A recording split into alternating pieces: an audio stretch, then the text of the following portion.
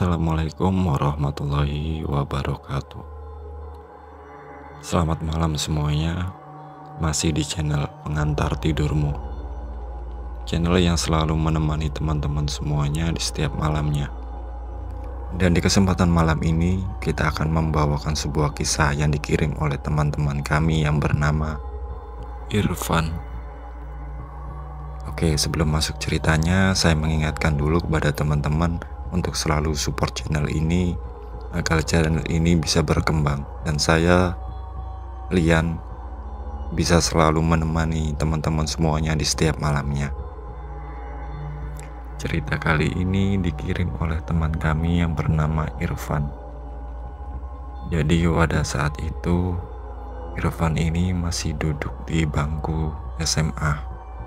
Nah, cerita ini dikisahkannya pada sekitar tahun 2012 silam. Cerita ini berkisah tentang kenakalan yang dilakukan oleh Irfan dan teman-temannya ini. Irfan ini tinggal di salah satu kota di daerah Jawa Timur, yang kota tersebut terkenal akan peninggalan-peninggalan dari kerajaan Majapahit. Mungkin teman-teman semuanya kalau dari Jawa Timur mungkin tahu tentang daerah tersebut. Waktu itu Irfan ini masih sekitar kelas 2 SMA. Irfan ini memang sekolah di salah satu sekolah yang ada di desanya tersebut. Begitu juga dengan teman-temannya. Jadi ruang lingkupnya memang di situ-situ, atau teman-temannya itu mayoritas tetangganya sendiri. Nah, di sini Irfan ini mempunyai teman yang bernama Rozik dan Adam. Mereka bertiga ini berteman dari SD hingga SMA, satu sekolah bareng-bareng, hingga mereka ini menjadi teman yang sangat akrab. Seperti pemuda pada umumnya, setiap hari kegiatan mereka ini ya diisi-isi sekolah, nongkrong, ya seperti itu. Suatu hari si Irfan ini nongkrong bersama dengan Adam dan Rozik. Di situ juga ada teman-teman desanya yang lain. Mereka ini nongkrong-nongkrong seperti biasa. Di situ ada salah satu teman mereka ini baru datang. Namanya ini Fikri. Fikri ini datang dan membawa sesuatu. Ditanyalah sama Adam, "Fik, bawa apa itu, Fik?" "Ini, aku bawa dupa. Aku nemuin ini di belakang rumah. Katanya, dupa ini bisa mengundang makhluk halus atau bisa membuat orang ini kesurupan. Kita bakar yuk. Barangkali kita nanti melihat penampakan-penampakan seperti yang ada di film-film." Seperti itu yang diungkapkan oleh Fikri ini. Nah, teman-teman yang lain ini karena memang gabut dan mereka ini memang anaknya ini penasaran akan hal-hal seperti itu. Akhirnya mereka ini pun sepakat untuk mencari tempat yang dirasa cukup angker untuk membakar dupa tersebut. Akhirnya mereka pun bersepakat untuk menuju ke salah satu kolam peninggalan dari kerajaan Majapahit itu. Mungkin teman-teman semuanya ini pasti tahu kolam ini kolam cukup besar dan cukup terkenal juga. Nah, pada saat itu berangkatlah mereka semua ke kolam tersebut pada waktu itu sekitar habis maghrib. Mereka memilih tempat di area pinggir kolam tersebut dan di situ memang ada suatu bangunan kecil, nggak tahu itu seperti bangunan apa yang seperti diceritakan Irfan ini. Mereka pun duduk di situ. Pada waktu itu memang suasananya gelap karena memang penerangan di situ sangat kurang. Pada saat itu si Irfan, Rozik, Adam, dan Fikri dan dua orang temannya ini juga membuat seperti boneka kayu biasa yang cuma diikat-ikat biasa, membentuk seperti boneka. Di situ mereka ini duduk melingkar.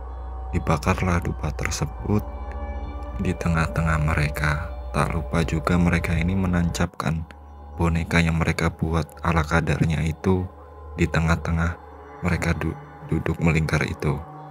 Gak lama setelah itu si Rozik ini mendadak pengen ke belakang. Waktu itu ditanya, "Kenapa Zik?" "Aku pengen ke belakang pipis." Si Rozik ini pun pipis. Ditunggu beberapa saat, Rozik pun akhirnya balik ke kerumunan teman-temannya itu. Setelah itu mereka ini bingung harus ngapain. Akhirnya mereka ini cuman mengucapkan apa yang biasanya dipakai orang untuk bermain jelangkung. Pasti teman-teman semuanya ini sudah tahu, yang seperti datang tak diundang, pulang tak diantar, kira-kira seperti itu. Nah, setelah itu nggak lama dari situ tiba-tiba ada angin meniup cukup kencang ke arah mereka. Nah, dari sini mereka pun ini mulai diem, mulai nggak berani untuk mengucapkan mantah tersebut lagi. Nggak berapa lama dari situ terdengar seperti bunyi suara "Oh, oh." Nah, mereka semua mendengar suara seperti itu. Mereka pun langsung lari ke arah motor mereka dan memutuskan untuk pulang dan meninggalkan boneka serta dupa tersebut di area kolam tersebut. Mereka ini ketakutan tapi juga tertawa-tawa karena waktu itu mungkin mereka ini merasa karena beramai-ramai bersama teman-teman, mereka ini sangat senang dengan apa yang mereka alami itu. Nah, dari sini mereka pun akhirnya memutuskan untuk pulang. Pada saat pulang itu kebetulan memang si Rozik ini itu nebeng dengan si Irfan ini. Jadi mereka ini berboncengan. Waktu itu yang membonceng ini si Irfan. Dan pada waktu itu si Rozik ini tanya, "Van, kok kepalaku berat banget ya?"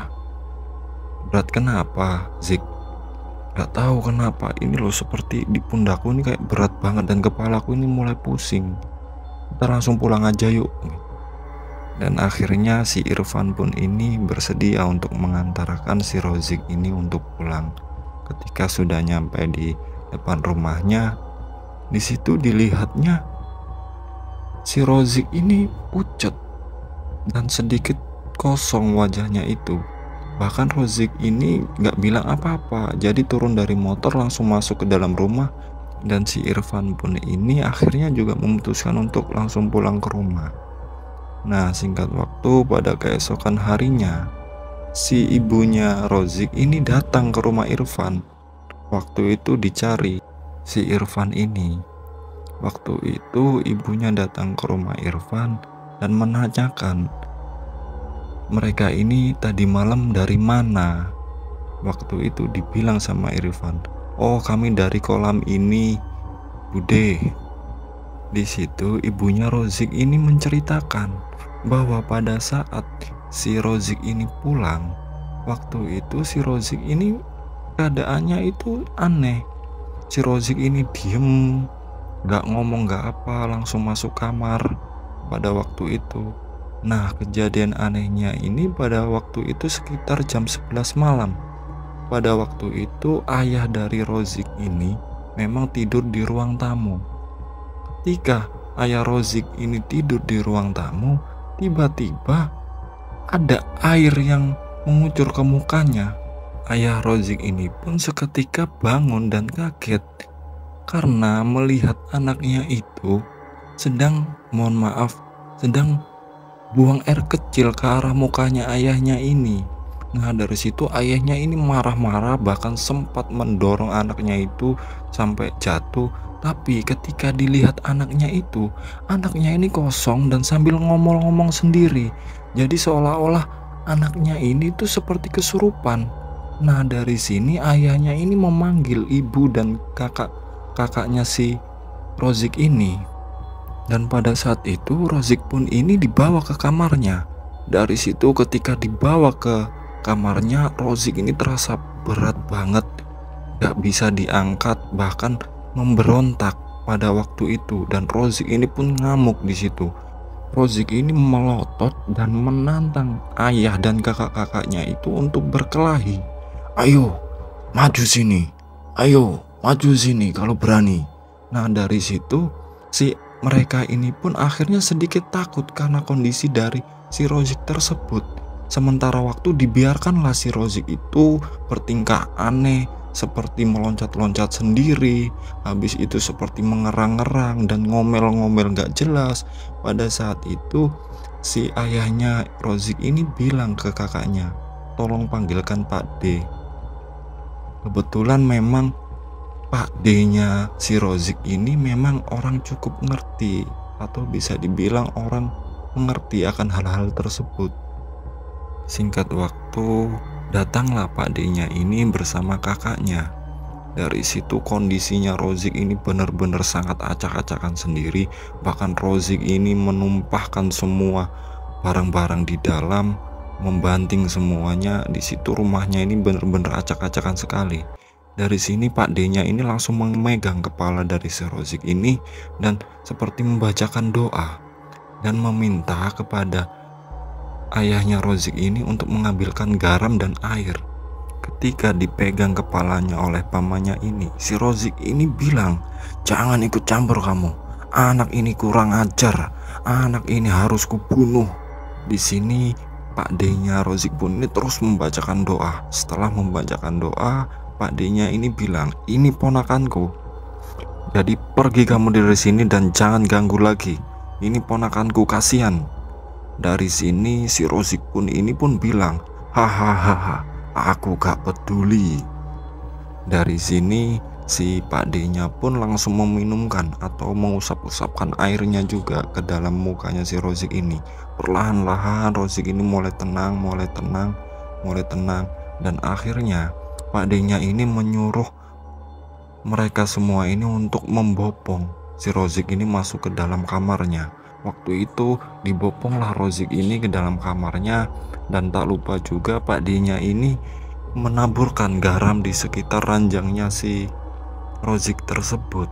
Setelah tenang, habis itu Pak D-nya ini bilang ke ayahnya Rozik dan ibunya. Di situ Pak D-nya ini bilang kalau ini agak sulit karena yang merasuki si Rozik ini bukan sembarangan makhluk. Makhluk itu sangat kuat sekali, mungkin akan membutuhkan waktu cukup lama untuk menyembuhkan si Rozik tersebut. Nah dari sini keluarganya pun ini sangat sedih atas apa yang dialami oleh anaknya tersebut. Pada keesokan harinya, ayah dan ibunya Rozik ini pada sekitar jam 6 pagi terdengar bunyi ayam-ayamnya itu seperti ada yang mengusik atau seperti suara ayam seperti mau ditangkap, kokok petok, kokok kokok kokok, seperti itu. Nah dari sini ayah dan ibunya Rozik ini pun pergi ke belakang rumahnya. Pada saat ayah dan ibunya Rozik ini berusaha untuk mengecek kandang ayam-ayamnya, di situ mereka ini sangat kaget karena melihat pemandangan yang sangat mengerikan sekali. Si Rozik ini makan ayam itu hidup-hidup. Dimakannya waktu itu dikunyah dan mulutnya ini penuh dengan darah dan bulu-bulu ayam di situ. Ayahnya ini bahkan ibunya pun ini sempat pingsan melihat kondisi tersebut. Di sini ayahnya pun ini memanggil kakak-kakaknya dari si Rozik ini dan melihat dari kondisi adiknya tersebut, diseretlah adiknya tersebut meskipun itu sangat berat dan terus Rozik ini meronta-ronta sambil tertawa-tawa. Di situ Rozik ini diikat tangan dan kakinya, terus teriak-teriak meronta-ronta dengan mulut yang masih penuh dengan darah. Di situ ayahnya ini membersihkan mulut dari Rozik tersebut, dibawanya Rozik tersebut ke dalam kamar dan dikuncinya. Nah dari sini ibunya pun mulai sadar dan bermaksud untuk pergi ke rumah dari Irfan menanyakan apa yang sebenarnya terjadi semalam itu. Nah itulah yang diceritakan ibunya Rozik ini kepada Irfan. Dari sini pun Irfan akhirnya pun mengaku pada malam itu Irfan, Rozik dan teman-temannya ini membakar dupa dan bermain jelangkung di salah satu kolam peninggalan dari Majapahit tersebut. Nah dari sini ibunya ini meminta tolong kepada teman-teman itu semuanya untuk bilang yang sejujurnya kepada Pak D-nya. Akhirnya si Irfan ini pun menghubungi teman-temannya semua dan menyuruh mereka semua untuk segera datang ke rumah Irfan tersebut.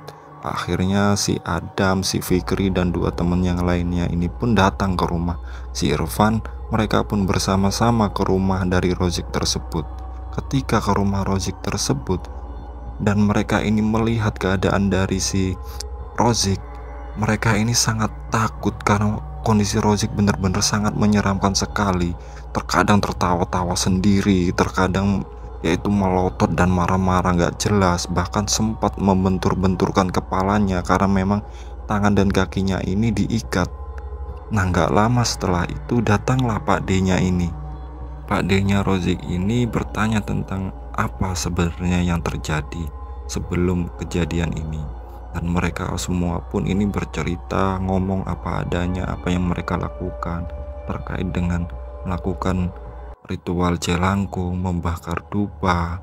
Di situ akhirnya mereka ini disuruh meminta maaf kepada sosok yang merasuki dari si Rozik ini. Nah, di sini mereka pun meminta maaf, tapi pada saat itu si Rozik ini hanya tertawa. Hahaha, kowe iki goblok. Pak D-nya itu dibilang seperti itu oleh Rozik. Di sini Rozik pun itu bilang bahwa masalahnya itu bukan karena permainan jelangkung tersebut oleh yang dilakukan oleh anak-anak ini, tapi karena si Rozik ini buang air kecil di salah satu pohon dan kebetulan itu di bawahnya itu memang ada sesajen di situ, dipipisi oleh si Rozik ini.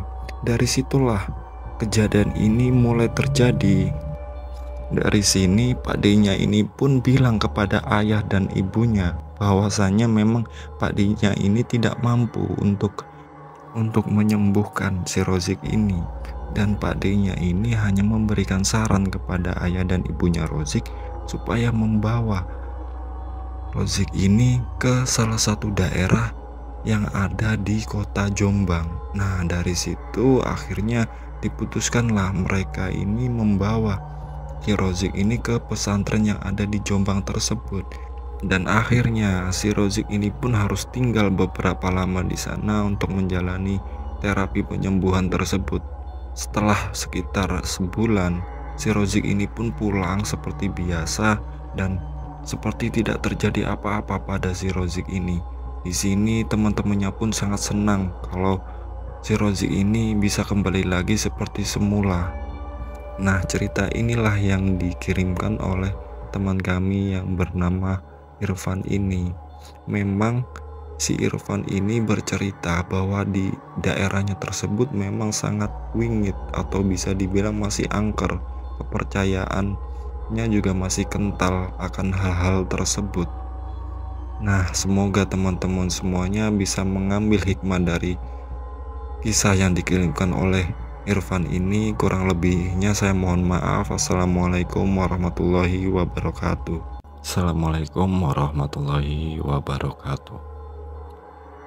Selamat malam semuanya. Masih di channel Pengantar Tidurmu, channel yang selalu menemani teman-teman semuanya di setiap malamnya. Dan di kesempatan malam ini kita akan membawakan sebuah kisah yang dikirim oleh teman-teman kami yang bernama Imron. Oke, sebelum masuk ceritanya, saya mengingatkan dulu kepada teman-teman untuk selalu support channel ini agar channel ini bisa berkembang dan saya, Lian, bisa selalu menemani teman-teman semuanya di setiap malamnya. Cerita kali ini dikirimkan oleh teman kami yang bernama Imron. Untuk pertama-tama, seperti biasa, kita akan ceritakan dulu secara singkat background dari si Imron ini. Si Imron ini tinggal di salah satu kota di daerah Lumajang, Jawa Timur. Si Imron ini masih berusia sekitar 23 tahun dan bekerja di salah satu perusahaan yang ada di kota Lumajang. Cerita ini akan berkisah tentang apa yang dialami oleh Imron pada sekitar tahun 2013. Mengenai tentang si Imron ini tidak ada suatu hal yang aneh sebelumnya. si Imron ini hanya seorang pekerja di pabrik biasa dan kegiatan sehari-harinya hanya diisi dengan kegiatan-kegiatan pada umumnya. Cerita keanehan ini diawali ketika si Imron ini ingin membeli sebuah jaket. Pada waktu itu si Imron ini memang berniat untuk membeli jaket, dan kebiasaan dari si Imron ini suka sekali membeli pakaian, celana, sepatu, jaket. Itu membeli barang bekas atau yang bisa dibilang thrift. Karena menurut Imron sendiri, kalau kita membeli barang bekas dengan keadaan yang bagus, harganya itu bisa jauh lebih murah. Ditambah lagi barang yang dibeli itu biasanya itu bermerek. Jadi menurut Imron itu akan hemat dan mendapatkan kualitas barang yang bagus. Dan akhirnya si Imron pun ini berangkat ke toko langganannya. Ketika nyampe toko langganannya tersebut, Imron ini mulai memilih-milih barang yang diinginkannya. Ketika Imron memilih-milih lama, di situ Imron tidak menemukan jaket yang sesuai keinginannya. Akhirnya si Imron pun ini pergi ke toko yang lain untuk mencari jaket yang sesuai dengan keinginannya. Ketika Imron ini menemukan salah satu toko thrift yang lain, di situ Imron pun masuk dan menanyakan kepada penjaga toko tersebut. Ditanya sama Imron, "Mas, ada jaket semi sport, Mas?" "Oh iya ada, Mas, di ujung sana. Di situ ada beberapa." "Oh ya udah." Akhirnya si Imron pun ini memilih-milih jaket yang dilihatnya itu. Ketika Imron ini memilih-milih, si Imron ini melihat ada salah satu jaket yang lumayan bermerek di situ, dan harganya ini juga sedikit murah. Akhirnya diputuskanlah si Imron ini untuk membeli jaket tersebut. Imron pun akhirnya pulang, dan kebiasaannya si Imron ini ketika habis membeli thrift, si Imron ini langsung mencuci pakaian tersebut, karena pakaian tersebut kan pakaian bekas. Jadi Imron ini hanya ingin supaya jaket tersebut atau pakaian tersebut memang benar-benar bersih. Waktu itu dicucilah sama si Imron ini jaket tersebut. Selesai Imron mencuci, Imron pun ini mengeringkan dengan mesin cuci dan menggantungnya. Setelah digantung, Imron pun ini bergegas untuk pergi masuk ke dalam rumah. Nah, dari situ tiba-tiba jaket yang digantungnya ini jatuh. Seketika itu Imron pun membenarkan lagi atau menggantungkan lagi jaket yang jatuh tersebut. Ketika sudah digantung, Imron pun berjalan lagi. Dari situ jaketnya ini jatuh lagi. Pluk. Di sini Imron pun ini menoleh ke kanan ke kiri. Tidak ada angin sama sekali. Nah, dari situ Imron pun ini mulai jengkel dan menggantungkan lagi jaket yang jatuh tersebut. Ketika sudah digantung, Imron ini pergi masuk ke dalam rumah dan jaket itu sudah tidak jatuh lagi. Akhirnya pada suatu sore, karena dirasa memang jaketnya itu sudah sedikit kering, jaket itu dimasukkan ke dalam kamarnya dan digantung di dalam kamarnya. Imron pun beraktivitas seperti biasa. Pada sekitar jam 7 malam, si Imron ini di dalam kamarnya. Si Imron ini hanya asik main HP sambil nyantai dengerin musik. Di situ tiba-tiba jaketnya ini jatuh lagi. Pluk. Dilihat ke arah pintu, pintunya juga sudah ditutup. Tidak mungkin ada angin di situ, karena memang si Imron juga tidak menyalakan kipas angin di dalam kamarnya. Akhirnya dibenerin lagi, digantung lagi jaket tersebut. Ketika si Imron ini menggantungkan lagi jaketnya ini, terdengar di belakangnya itu seperti ada yang berbunyi. Dan seolah-olah ada yang bernapas di balik lehernya si Imron ini. Imron pun langsung membalikkan badannya. Ketika Imron membalikkan badannya, tidak ada siapa-siapa di situ. tapi terdengar suara dan hembusan nafas itu sangat jelas.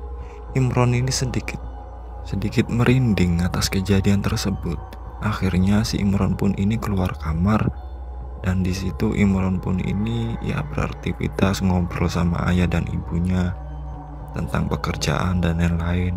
Sekitar jam 9 malam, si Imron ini masuk ke dalam kamar karena ingin istirahat. Karena dimana keesokan harinya Imron ini harus bekerja. Di sini Imron pun ini beristirahat, berbaring di atas tempat tidur, mematikan lampunya.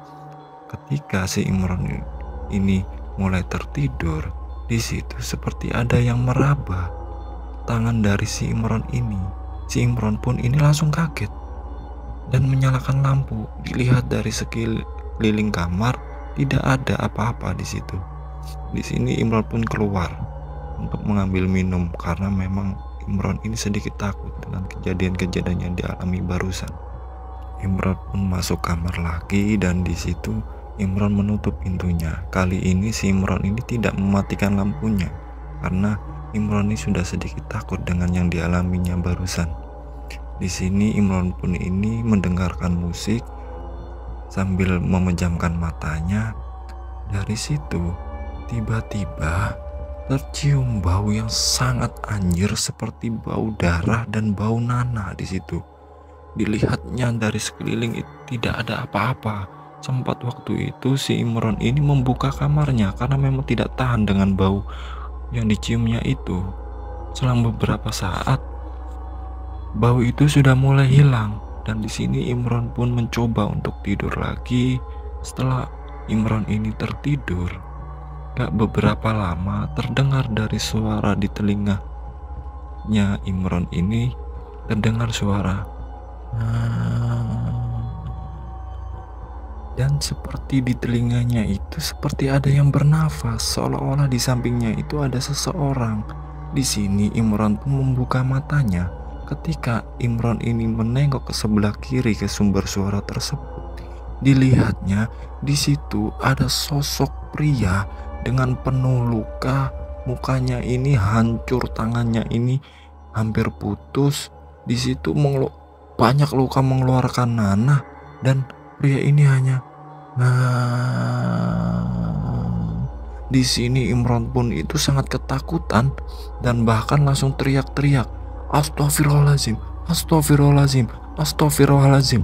Dari situ ayah dan ibunya Imron pun ini bangun dan berusaha untuk mengetok pintu dari Imron tersebut. Imron pun langsung membuka pintunya, dan orang tuanya ini langsung tanya, "Ada apa, ada apa?" Ketika melihat ke arah kamarnya itu, sudah tidak ada lagi apa-apa di situ. Dan di sini Imron pun ini sangat ketakutan, nyampe keringat dingin di situ. Imron bercerita kepada ayah dan ibunya terkait apa yang dia lihat. Di sini ayah dan ibunya ini bilang, "Makanya Imron, kalau tidur itu baca doa dulu." Nah, dari sini orang tuanya ini menenangkan anaknya tersebut. Waktu itu Imron ini pun memutuskan untuk tidur di ruang tamu, tidak berani lagi tidur di dalam kamarnya. Di sini Imron pun tidur di ruang tamu di kursi, dan Imron ini pun bangun pada keesokan harinya. Dan waktu itu ketika Imron bangun, Imron ini sangat kaget karena Imron ini bangun dengan menggunakan jaket yang dibelinya itu. Padahal perasaan Imron ini tidur hanya menggunakan kaos oblong yang tipis, karena memang kebiasaan dari Imron ini sangat gerah kalau misalkan tidur menggunakan baju-baju yang tebal. Dari sini Imron pun ini mulai bingung. Sambil bingung, Imron ini juga sangat takut. Kenapa ada kejadian aneh-aneh seperti ini, pikir si Imron seperti itu. Habis itu Imron pun bangun, mandi seperti biasa, sarapan, dan bercerita kepada ayah dan ibunya itu ketika sarapan. Dan ayah ibunya ini hanya tertawa biasa. Mungkin kamu ini mengigau. Jadi ayah dan ibunya ini tidak menanggapi dengan serius. Nah, di sini Imron pun sedikit jengkel dengan ayah dan ibunya itu, karena memang apa yang diceritakan itu seolah-olah itu tidak masuk akal. Tapi inilah yang dialami oleh Imron. Singkat cerita, Imron pun berangkat kerja dan menggunakan jaket yang dibeli itu. Ketika Imron ini di jalan, Imron ini mencium bau yang sangat anyir seperti apa yang dicium waktu malam tersebut. Jadi Imron ini mencium bau anyir seperti bau busuk, seperti bau nanah di situ, dan diciumnya ke badan ini. Ternyata memang bau itu bersumber dari jaketnya, tapi itu dirasa tidak mungkin oleh Imron karena Imron sendiri yang mencuci pakaian tersebut hingga bersih. Dari sini Imron pun ini langsung balik untuk pulang. Si Imron pun nyampe ke rumah dan langsung mengganti jaketnya tersebut, menaruh jaketnya itu di belakang di area cuci baju. Nah, di situ si Imron pun ini langsung menyemprotkan parfum ke tubuhnya karena memang dirasa baunya ini belum hilang. Setelah itu Imron pun berangkat bekerja lagi. Imron pun beraktivitas seperti biasa di pabrik tersebut, dan di situ Imron ini merasa seperti gatal-gatal dalam tubuhnya. Imron pun di sini hanya bisa menggaruk-garuk area badannya tersebut karena memang terasa gatal yang amat sangat di situ. Di sini Imron pun ini pergi ke kamar mandi dan membuka bajunya. Di situ dilihatnya badannya ini merah-merah semua seperti bentol-bentol, seperti digigit oleh ulat bulu di situ. Bentol-bentol sekali, badan itu sangat banyak sekali. Akhirnya si Imron ini pun memberanikan diri untuk izin kepada supervisornya untuk pulang. Di sini Imron pun langsung pulang di situ, dan ketika Imron nyampe rumah di kesorean hari itu, Imron ini masuk ke dalam rumahnya. Di situ Imron ini mencari-cari ibunya itu di mana. Diteriakilah, "Bu, Bu, Bu." Di situ Imron tidak menemukan ibunya di situ. Akhirnya Imron ini memutuskan untuk pergi ke belakang, dan ketika membuka pintu, di situ terlihat ibunya sudah tergeletak di atas lantai, tak sadarkan diri. Imron ini pun panik dan langsung membopong ibunya itu masuk ke dalam. Di situ Imron ini mengusapkan minyak kayu putih kepada ibunya itu, dan akhirnya ibunya ini pun sadar. Dan di situ ibunya ini seperti ketakutan. Ditanyalah sama Imron, "Ibu kenapa, Bu? Kok bisa pingsan gitu?" "Itu nak, itu ibu tadi itu mau nyuci ke belakang."